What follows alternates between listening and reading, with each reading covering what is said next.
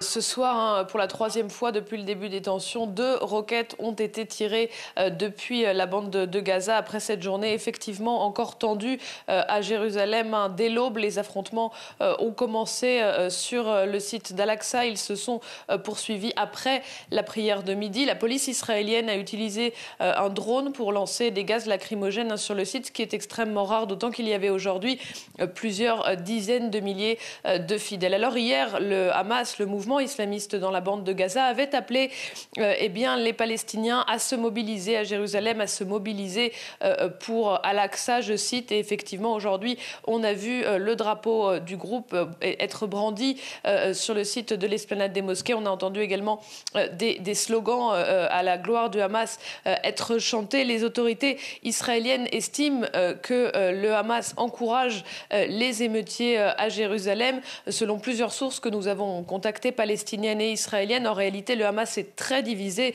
sur la stratégie à adopter. Plusieurs de ses membres ne veulent pas d'une escalade, tout simplement pour éviter une nouvelle offensive israélienne dans la bande de Gaza, après celle de l'année dernière qui a duré 11 jours. D'autres membres du Hamas, en revanche, pensent qu'il faut intensifier les actions à la fois à Jérusalem et en Cisjordanie. Et c'est cette ligne-là qui semble aujourd'hui l'emporter.